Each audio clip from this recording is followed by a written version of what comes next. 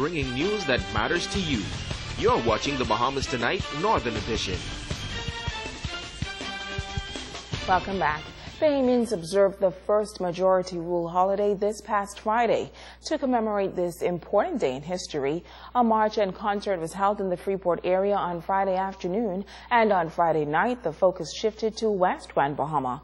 That's where parishioners of St. Mary Magdalene Anglican Church in West End held a special dinner. It was an extravagant evening under the stars to commemorate the first majority rule holiday. Residents traveled to the Western District for an evening of fine dining and live music to commemorate the significant moment in history. Anglican priest Father Ian Claridge says he was pleased with the level of support from the community. I'm quite pleased with the event in terms of information getting out and us being able to enjoy and celebrate majority rule, the day when we took control of our destinies and made one more step towards mastery or being masters of our destinies. A cross-sector of the community was present, including Minister for Grand Bahama and other parliamentarians.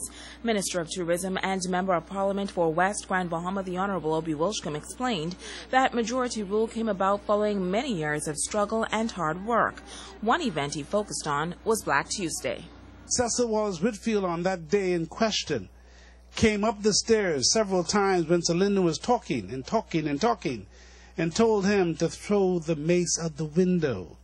And Sir Lyndon hesitated because he said, I was scared. He said, I was scared, I didn't know what to do.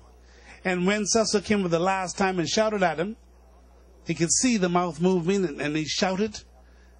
He then got up and the mace went out of the window.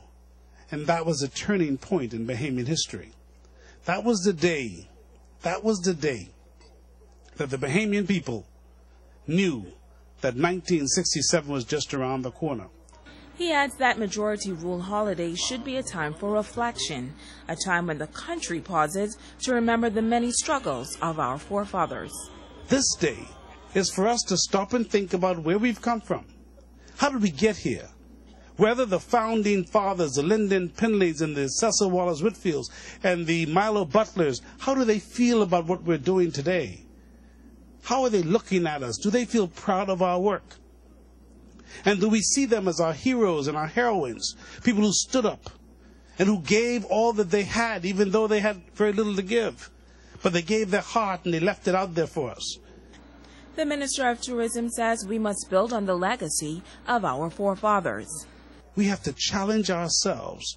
We must use days like these to build upon it, to cause for us to reflect and to take that solemn oath that we will ensure that we have a great country.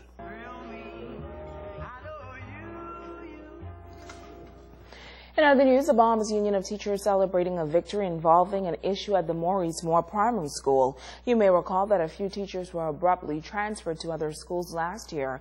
Tonight, Sabrina Brown tells us that the matter has been resolved.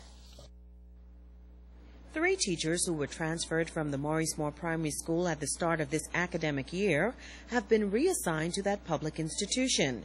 The decision to move those teachers last year caused a major upset within the education system, which led to a major standoff between the Ministry of Education and the Bahamas Union of Teachers.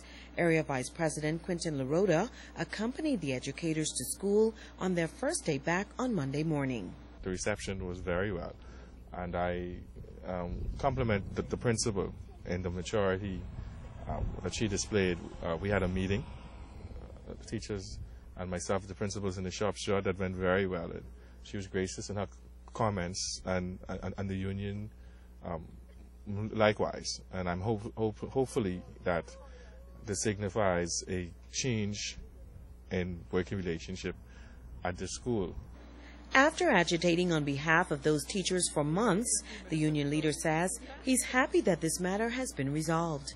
What was clear is that at the time the transfers took place were outside of the agreed time frame by our collective bargaining agreement.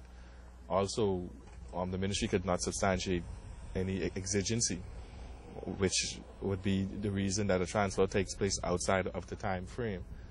He says the challenge now will be rebuilding the relationship with the ministry.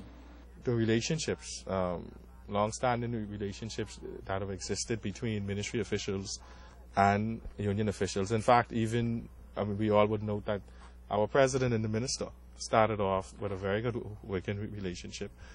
Those have been strained. I've had a very good working relationship with some of the ministry officials here, and those have been strained in this ordeal to some degree.